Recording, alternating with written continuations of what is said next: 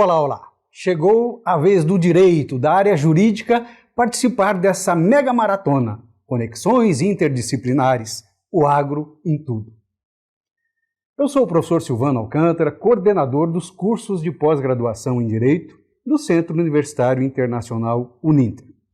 E veja, você que já está participando, já está assistindo essa mega maratona, entendeu, e creio que concorde comigo, que o agro realmente está em tudo. Mas você me permite puxar um pouquinho a brasa para a nossa sardinha? Será que o direito também não está em tudo? Me parece que sim, não é verdade? Eu diria que ainda bem. O direito está aí, está posto, justamente para equilibrar toda e qualquer relação jurídica. E assim tem que ser. E ele está também no agro? Claro que sim, não é?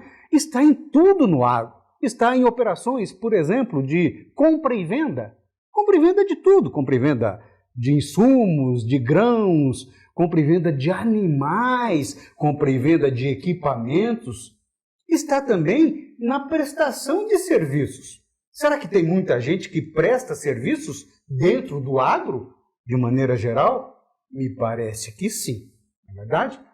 Mas veja, seria muito difícil chegarmos aqui para fazermos uma abordagem sobre tudo que o direito presta de serviços ao agro. Seria impossível. Então decidimos trazer bem pontualmente o direito do trabalho no contexto do agronegócio. Não vai ser interessante esse bate-papo? Claro que sim.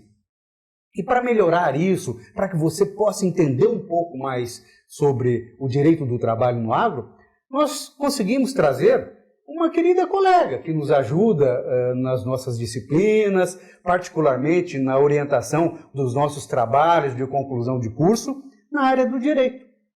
Ela é professora, ela é advogada, especialista em direito do trabalho e tem um currículo bastante vasto.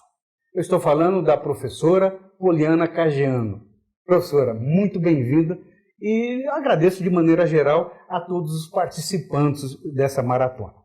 Obrigada, professor Silvano, agradeço muito esse convite, me sinto honrada em estar aqui, podendo trazer alguns dados, algumas legislações que se aplicam aos empregados e empregadores do agronegócio e podendo contribuir para essa área que tanto nos ajuda, porque é do agronegócio que nós comemos, nos alimentamos diariamente, das mãos do agronegócio que nós colocamos o alimento diário na nossa boca. Então, muito obrigada, professor, espero contribuir aí com esse programa.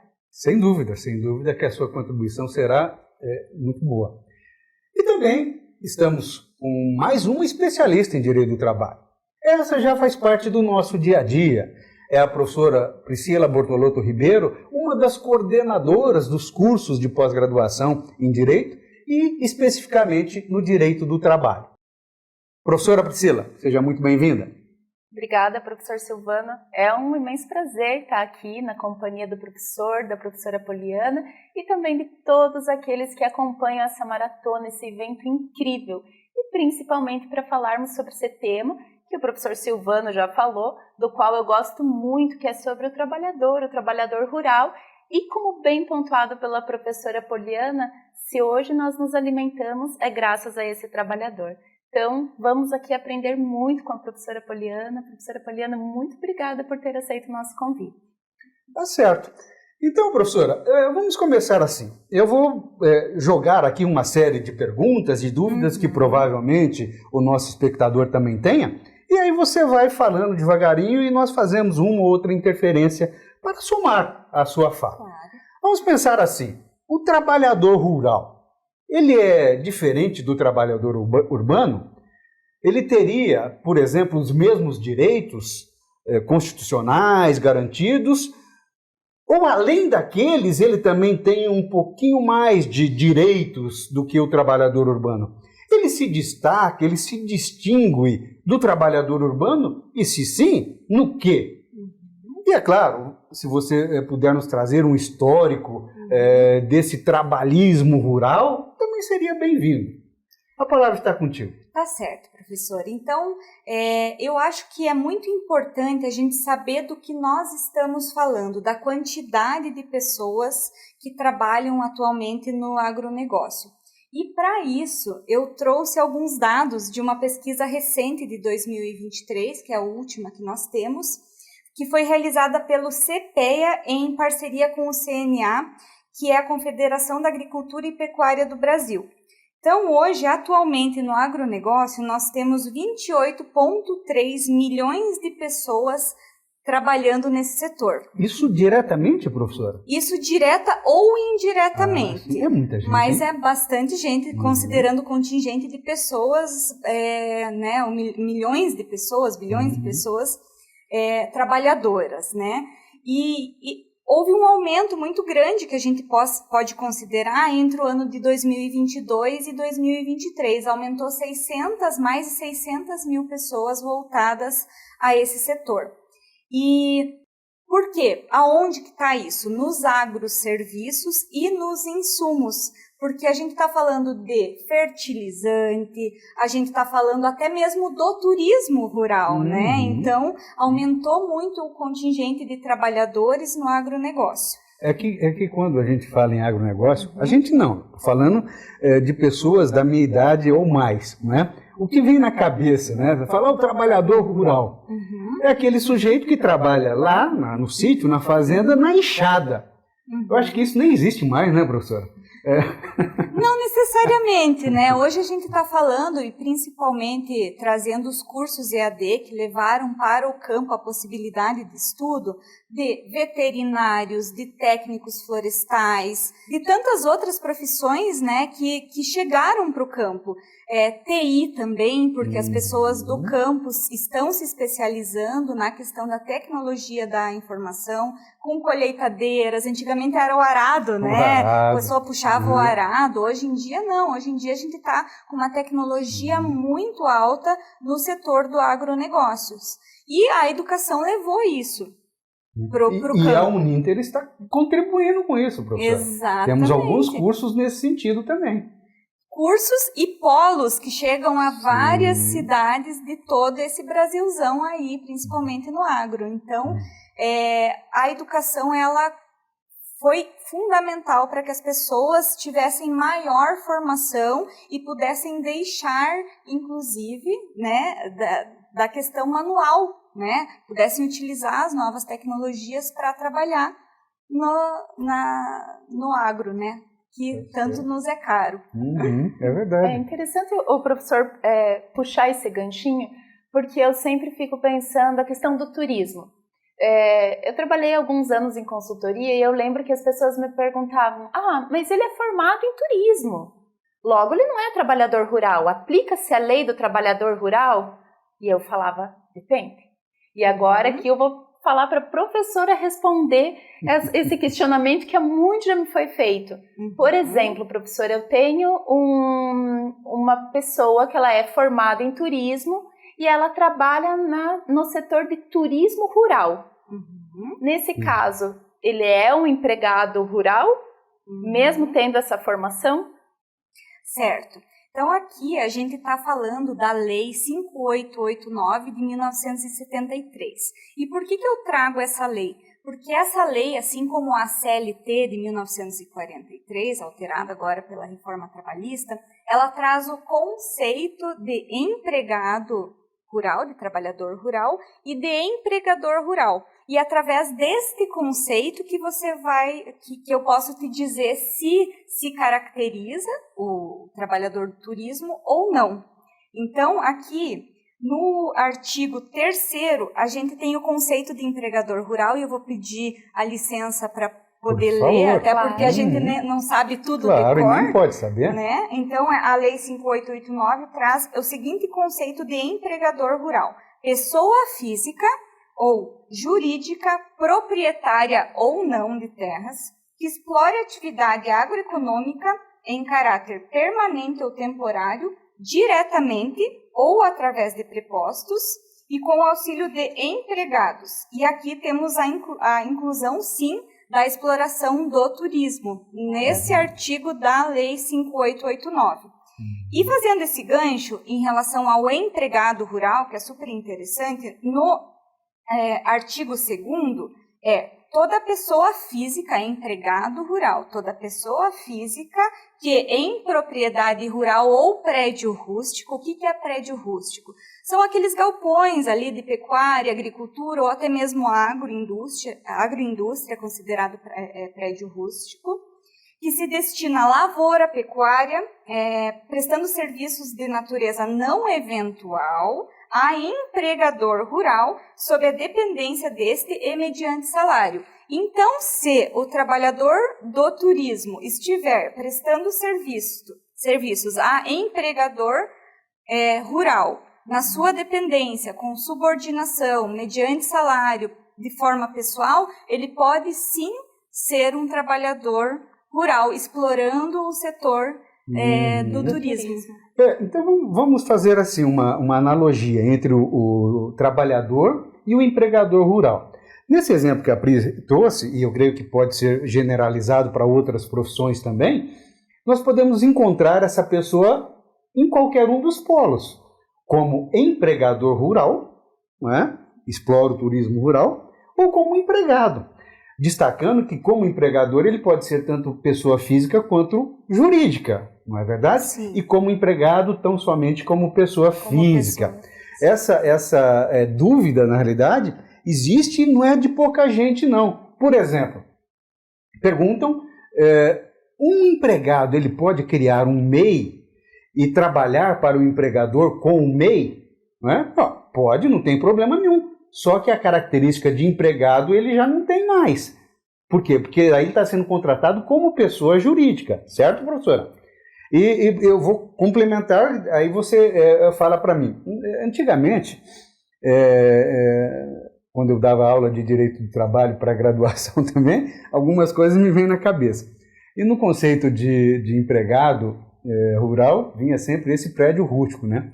Aí os alunos ficavam meio assim, o que é prédio rústico? O que vinha na cabeça já de cada um? Era um prédio abandonado, um prédio antigo abandonado.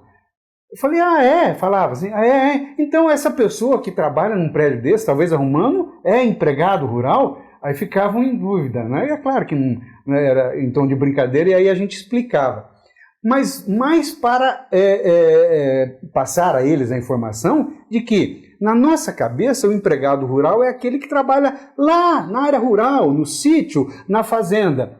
Mas não necessariamente ou só ali, porque na cidade pode ter um prédio rústico, como você bem explicou, e não é lá no campo, é na cidade. E ele também seria considerado como empregado rural, se assim fosse, professora? Veja, aí a gente entra no contexto do empregador rural, né? Que é aquele, né, como eu disse, o proprietário ou não. Aí a gente tem também a questão da agroindústria, né? Porque às vezes a localização da sede da empresa não necessariamente é no campo. Mas se ele tiver os requisitos que aqui eu elenquei, ele pode sim ser um empregado rural. E trabalhar remotamente, inclusive.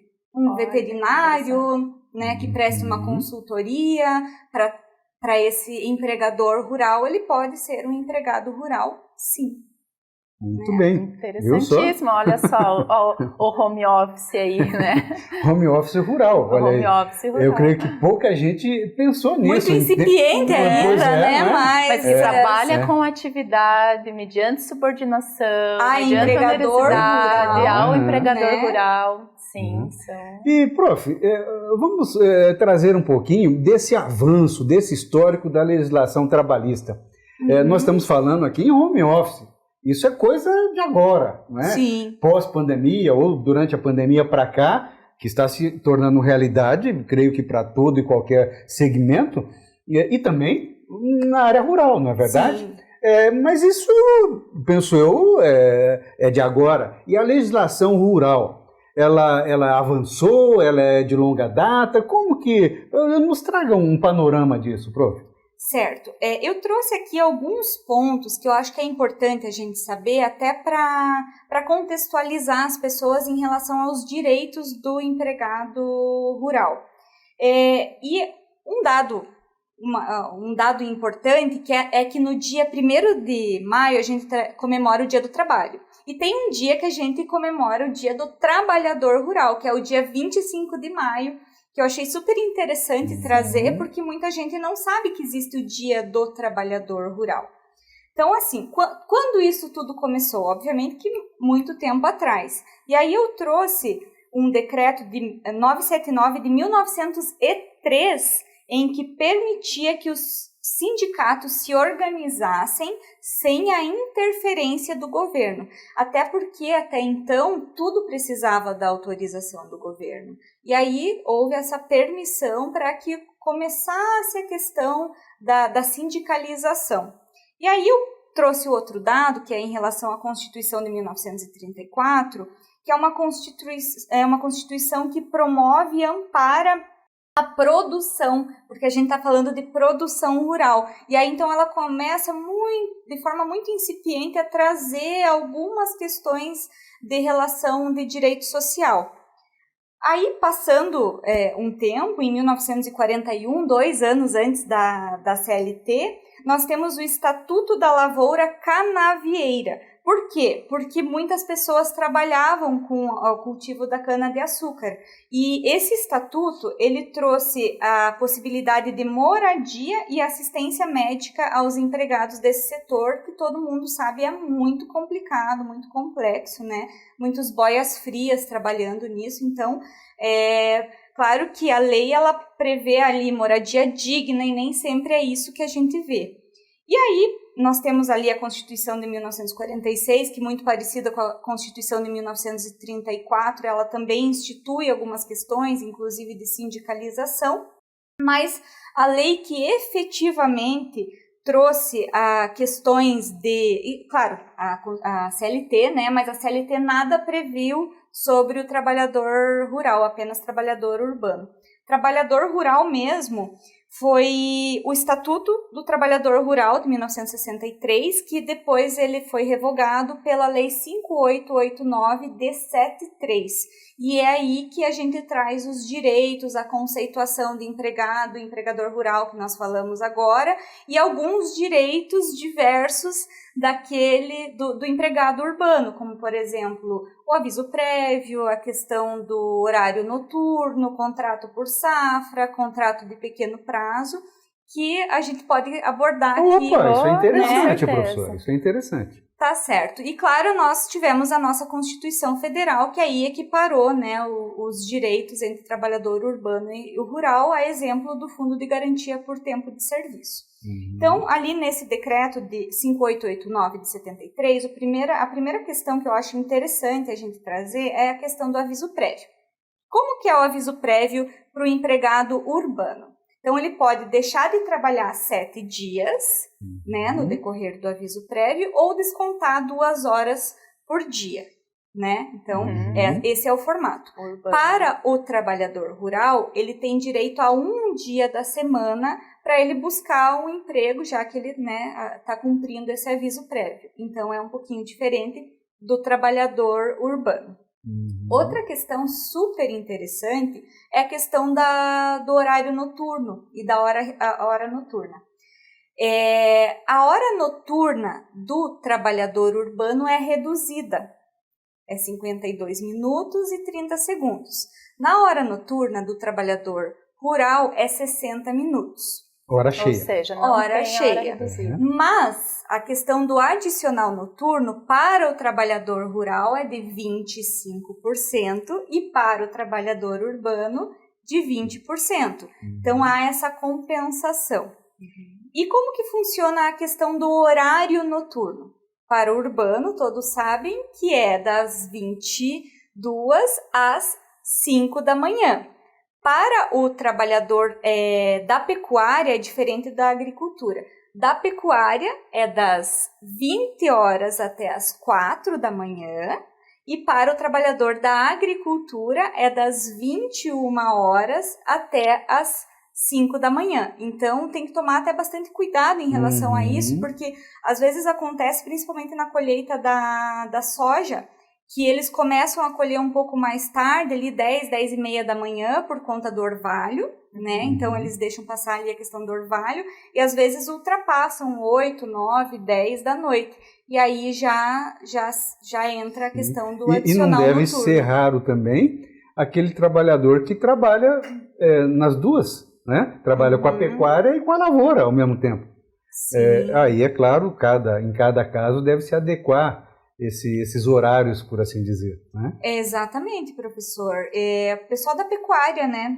Pecuária, às vezes eles acordam 2h30, 3 da manhã para começar a instalar, né, a questão do equipamento do leite. Ainda tem gente que tira leite manualmente, mas tem muita a questão das máquinas, né? E tem que ser muito cedo, né? Porque daí já vem o caminhão, recolhe esse leite, já leva para beneficiar, né? Então, para até chegar na nossa casa, né, no mercado, para a gente poder comprar. Professora, você falou ali, eu vou pegar uma palavrinha que você trouxe antes. Você falou em questão de moradia digna, né? Então, puxando o gancho ali da dignidade do trabalhador rural. Dentro dessa questão da dignidade, muito se ouve falar do trabalho neo-escravo, né, neo-escravidão. E a gente sabe que dentro do âmbito rural, eu acredito, embora tenha a questão do trabalho escravo, agora está muito em voga, marítimo, a questão do trabalho escravo até em ambiente doméstico, porém o campeão sempre foi o trabalho rural, infelizmente. Você poderia falar um pouquinho sobre essa questão, que eu acho que é muito importante? Até porque o Brasil é grande demais, não é? Eu creio que a estrutura do Estado para fiscalização e etc.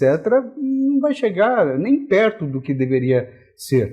Então, não é raro também escutarmos, né? A mídia traz que no interior de tal estado, a fazenda tal foi interditada pelo Ministério Público do Trabalho em virtude disso, daquilo. Hoje ainda a gente ouve falar nisso, né? Você falava de um estatuto que previa ali direitos para os trabalhadores em canaviais. Isso é o que todo mundo põe na cabeça. O trabalhador em canavial é o grande exemplo, digamos assim, da escravidão propriamente dita no campo, não é? Hoje tem maquinários, tem tudo, mas eu creio que ainda em determinadas regiões nós vamos encontrar essa situação, não é, professora?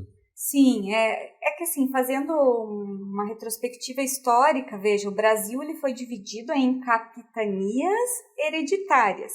E essas capitanias hereditárias depois viraram grandes latifúndios de terra que até hoje ainda existem no Brasil.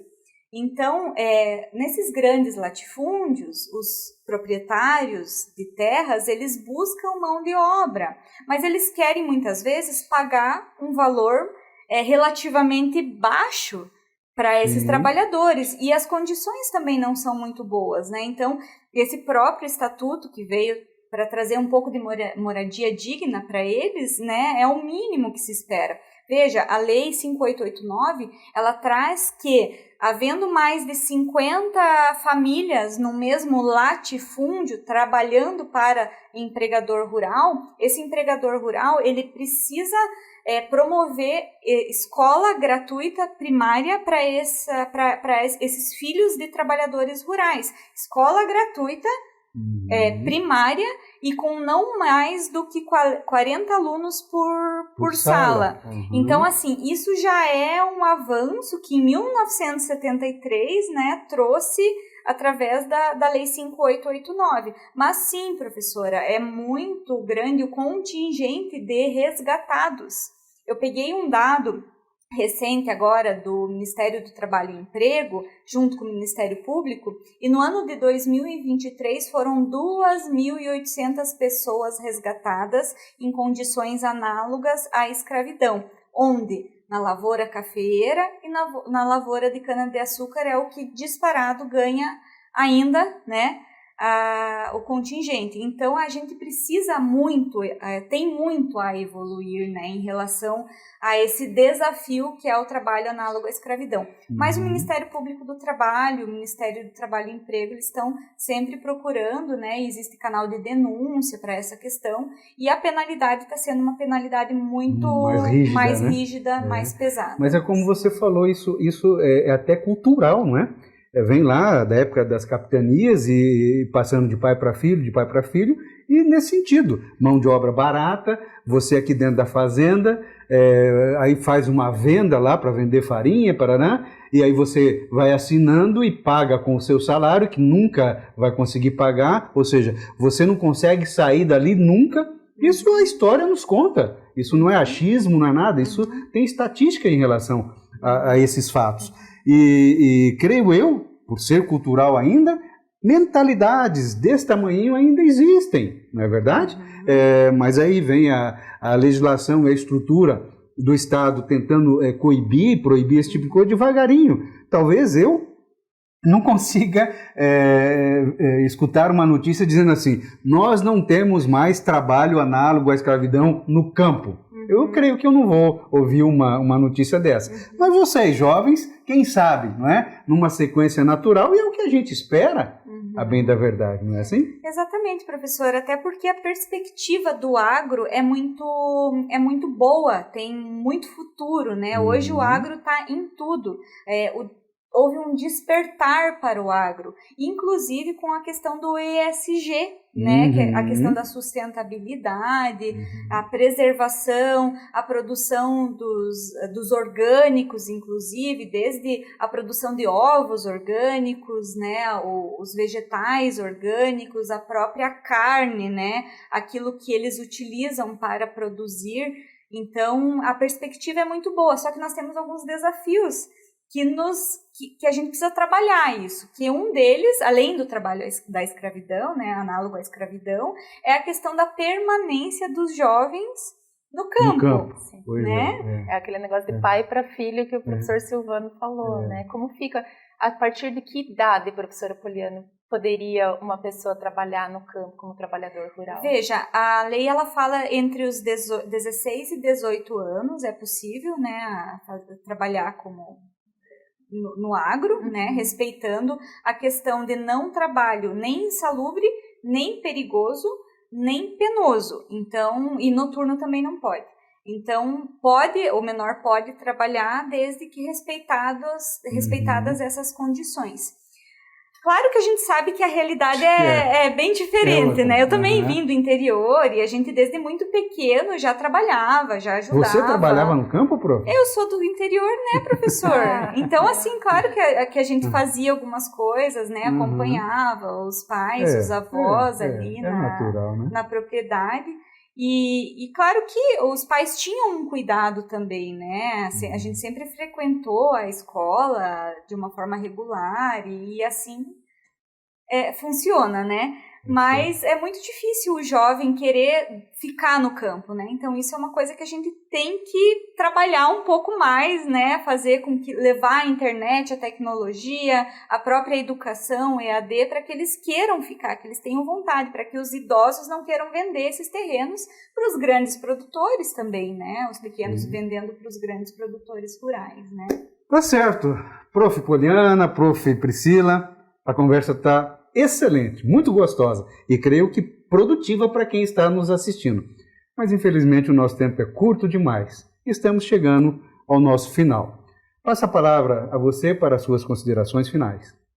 Obrigada, professor, agradeço o convite. Eu acho que é muito importante e parabenizo, inclusive, a instituição por trazer o agro no direito do trabalho, porque as pessoas precisam conhecer os direitos do trabalhador e até do empregador no agronegócio para que a gente consiga se desenvolver como sociedade. Afinal de contas, o agro está em tudo. O agro está no alimento, o agro está nos serviços, o agro está no turismo e, que bom, no direito do trabalho também, equiparado através da Constituição Federal. Muito obrigada, professor.